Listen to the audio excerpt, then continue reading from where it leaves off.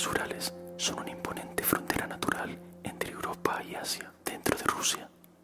Es una de las cordilleras más antiguas de la Tierra. Se estima que tiene cerca de 300 millones de años.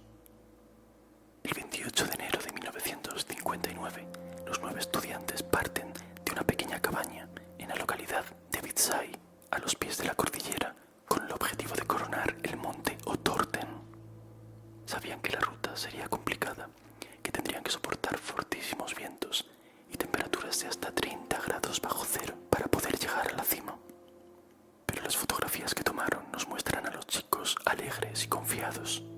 Todos eran experimentados esquiadores de fondo y habían superado pruebas similares antes, por lo que la expedición, aunque difícil, no debería suponer un problema.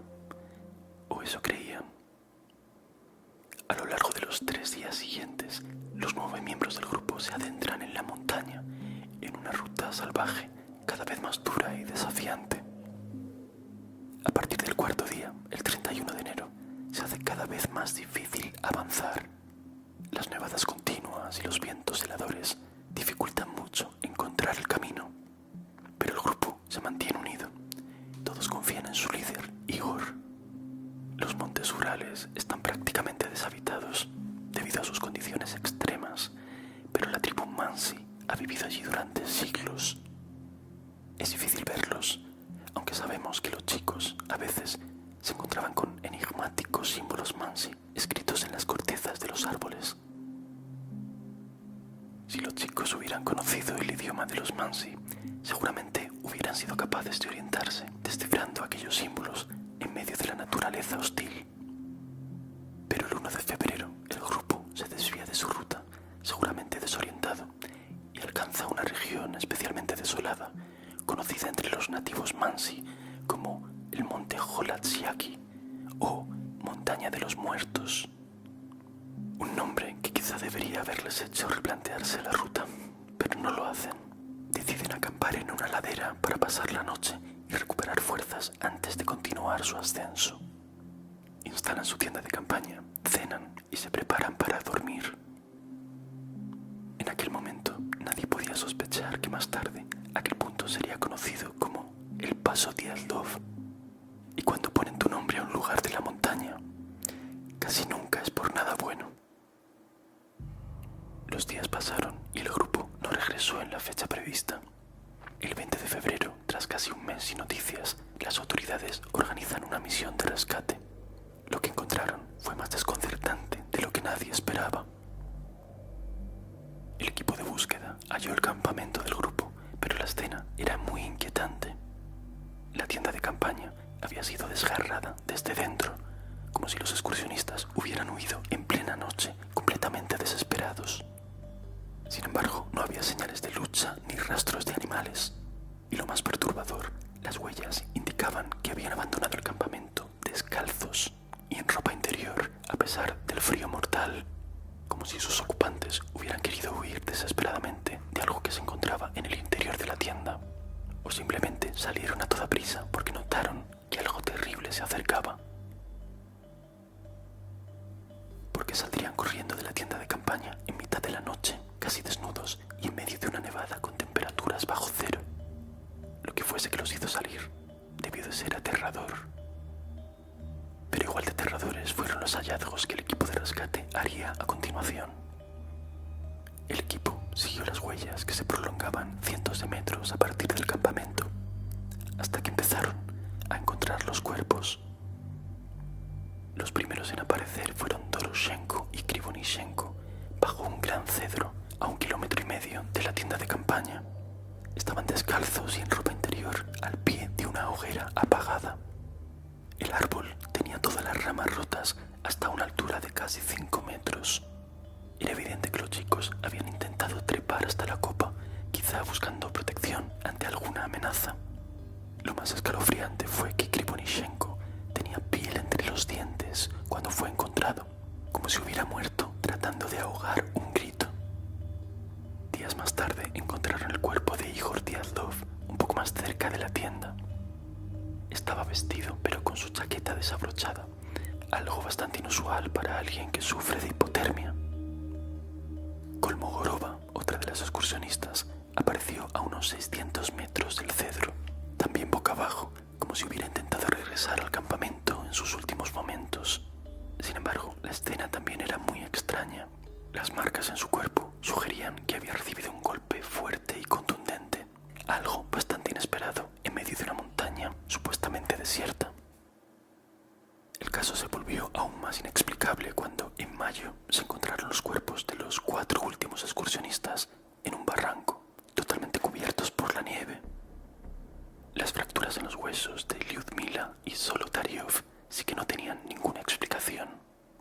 Los informes oficiales mencionaron una fuerza comparable a un accidente de coche, pero lo raro es que no había signos externos de violencia, como cortes o hematomas en la piel.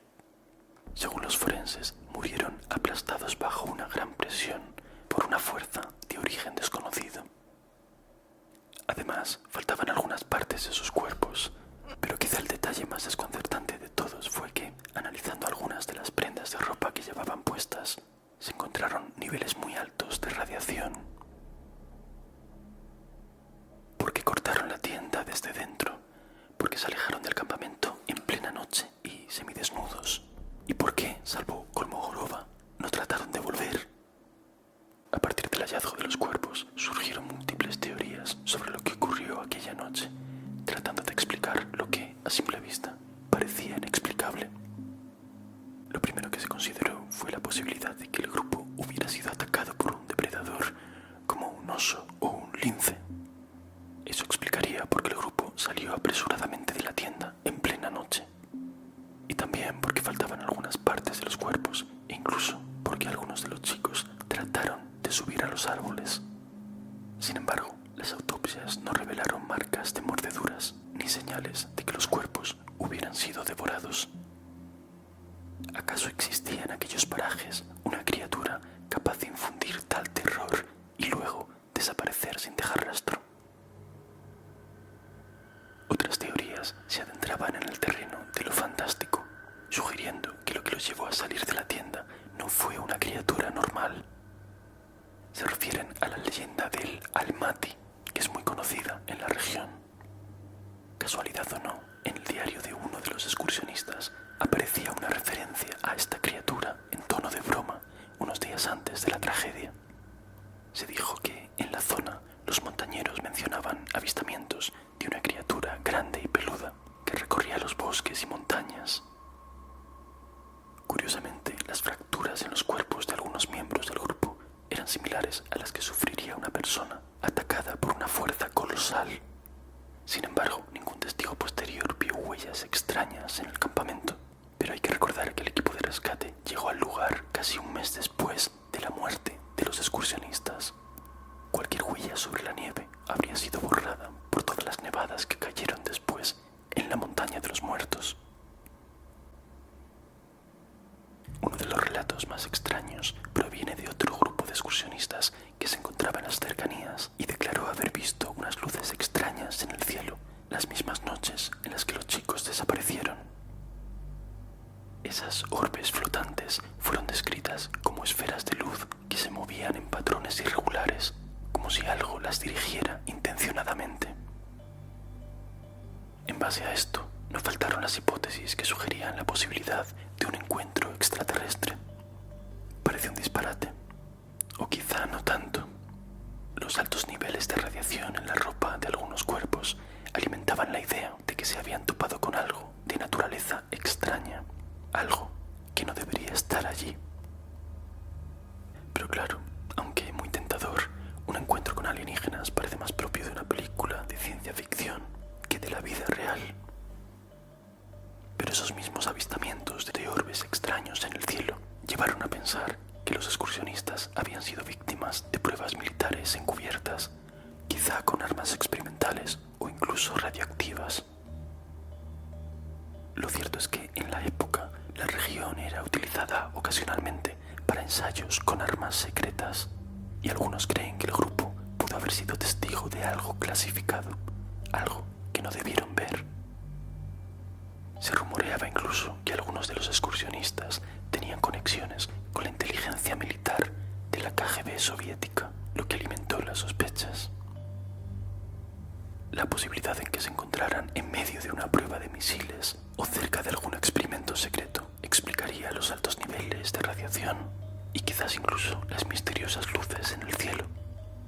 Sin embargo, si la tragedia fue fruto de una operación encubierta, el gobierno soviético hizo un trabajo minucioso ocultando cualquier evidencia.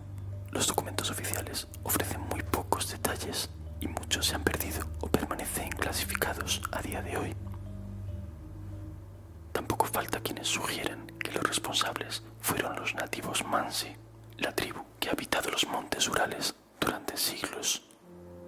Aunque los Mansi son conocidos por ser pacíficos, la teoría sugiere que el grupo podría haber perturbado un área sagrada, lo que habría llevado a los nativos a responder con violencia. Se sabe que los Mansi consideraban sagradas esas montañas. Ellos mismos le pusieron el nombre de Montaña de los Muertos al monte Holasyagil. Las marcas que los excursionistas encontraron en algunos árboles podrían haber sido advertencias de la tribu. Tal vez, según algunas hipótesis algo fantásticas, despertaron fuerzas antiguas y místicas, espíritus de las montañas que les impidieron regresar. Algunos incluso acusaron directamente a los miembros de la tribu de haber realizado los ataques. Sin embargo, no había pruebas de ningún enfrentamiento. Los mismos Mansi participaron en las búsquedas, lo cual hace dudar de que tuvieran algo que ver. Aunque claro, en ocasiones se han dado casos en los que conocen la verdad sobre un crimen participan en la búsqueda de las supuestas víctimas. Una hipótesis muy interesante con base científica plantea que el grupo podría haber sido alcanzado por un fenómeno atmosférico conocido como sonido infrasónico o infrasonido. Este tipo de sonido, inaudible para los humanos, puede ser generado por los vientos que cruzan las montañas y los valles y puede provocar en los humanos una sensación de miedo extremo, náuseas y desorientación. En 1998, el físico Vic Tandy de la Universidad de Coventry explicó cómo los infrasonidos pueden producir la impresión concreta de sitios embrujados. Demostró que los infrasonidos provocaban una pseudopercepción de movimiento a los lados del campo visual. Tal vez esa presión invisible provocó que el grupo entrase en pánico y abandonase la tienda a toda prisa en medio de la noche. Esta teoría podría explicar ese pánico inicial, pero no aclara las lesiones encontradas en algunos de los cuerpos, como las fracturas internas. Otra teoría sugiere que los jóvenes simplemente fueron víctimas de la hipotermia, que muchas veces conduce a un fenómeno conocido como desnudez paradójica. En los últimos momentos de congelación, el cuerpo a veces experimenta la sensación de calor extremo, lo que lleva a las personas a desvestirse. En muchos casos de personas desaparecidas en bosques y parques nacionales, se observa este mismo patrón que a primera vista parece inexplicable. Esta teoría podría explicar por qué algunos de los excursionistas se encontraban en ropa interior en el momento en el que encontraron sus cuerpos. Pero la realidad es más compleja. Igor Diatlov y algunos de los otros llevaban ropa que pertenecía a sus compañeros fallecidos, lo que indica que los desnudaron una vez que habían muerto. Todo hace pensar que les quitaron la ropa en un intento de sobrevivir para poder abrigarse mejor. De hecho, lejos de lo que se podría imaginar, algunos de los excursionistas habrían sobrevivido más tiempo de lo que parecía en un primer momento. Los cuerpos encontrados en un barranco cercano sugieren que varios de ellos intentaron construir un refugio improvisado. Con ramas de cedro y abeto apilaron madera en el suelo para aislarse de la nieve, lo que los investigadores llamaron la guarida. Utilizando la ropa de sus compañeros para abrigarse y con la ayuda de la madera para aislarse de la nieve, pudieron haber sobrevivido allí entre varias horas y varios días. Así que al menos algunos de ellos no fueron presas del pánico, sino que hicieron todo lo posible por sobrevivir. Sin embargo, lo que no tiene explicación son las graves fracturas en los cuerpos de Lyudmila Dubinina y Semyon Zolotaryov. Los forenses indicaron que esas fracturas eran similares a las que sufriría una persona en un accidente automovilístico, pero lo raro es que no tenían ni un solo rasguño.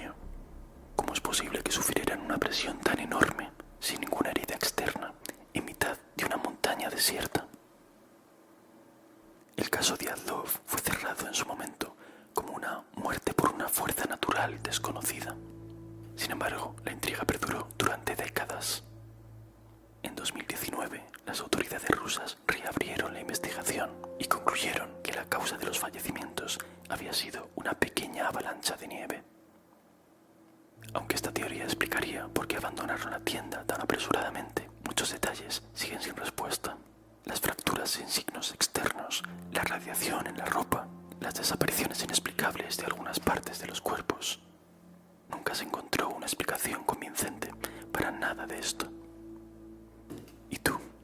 ¿Qué crees que sucedió en aquella fatídica noche heladora en el paso Diatlov?